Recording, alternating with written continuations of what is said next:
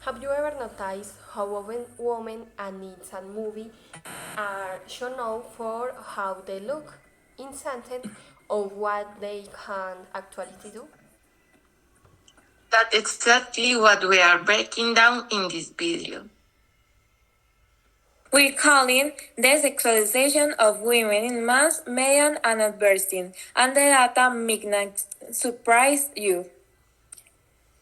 Let's start with the basic sexualization happen the woman's value in media gets reduced to her physical appearance or sexual appeal, not her skill, her intelligence, or her personality. It shows up in three main ways. First, women are shown as objects, rather than people. Second, the focus stays on appearance instead of ability. And third, over time, this creates unrealistic, beautiful standards that real women and end up measure against them every single day. So where does this actually happen? The numbers are honestly staggering. Overall, 51% of magazine ads that feature women portray them as sex objects. And it's not just a trend. In family films, movies read for all age, female characters are 5 times more likely to be objective than male characters. Women feel overly and dead 3 times more likely than men to be should know it in revealing clothing or nudity. And brands do face consequences.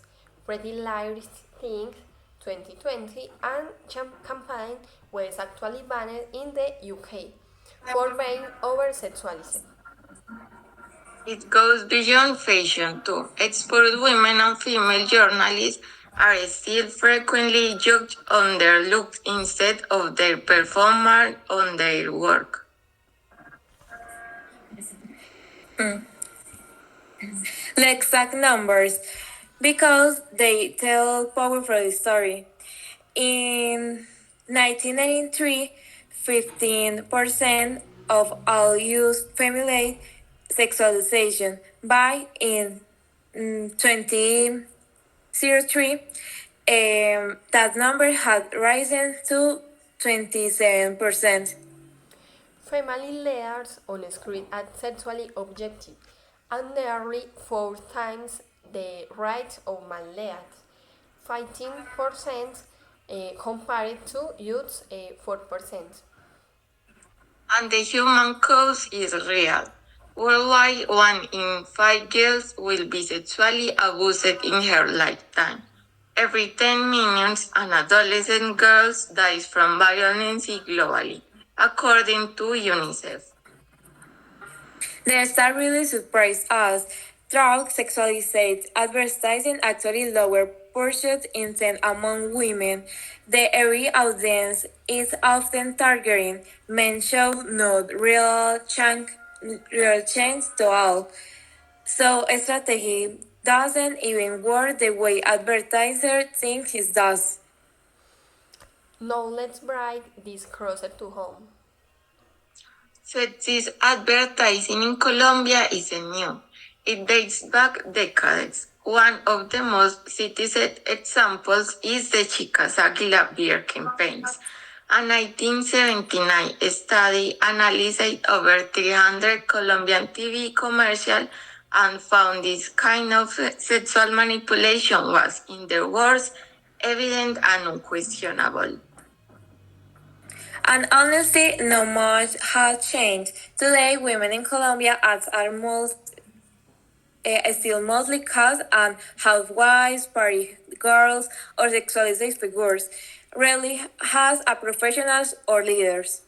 What's even more striking in the Colombia passed law 1257 back in 2008 to prevent violence and discrimination against women, but advertising itself was left out that regulation, setting content in ads is still often excused at use humor.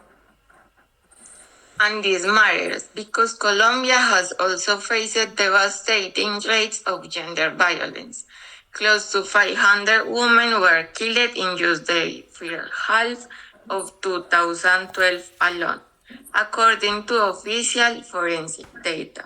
The way women are portrayed in media doesn't exist in a vacuum. It's connected to how they are treated in real life. So, why does all of actually matter? First, there's a real mental health code. This kind of representation is linked to body disaffection and disordered identity, especially among young women and girls. Second, it normalizes violence against women by reducing them to objects rather than people deserving of respect. Third, it's undetermined the professional career of women working in media when a journalist or expert is used on her looks instead of her expertise. Her work gets taken less seriously. Fourth, it lowers the leadership aspiration of girls and young women.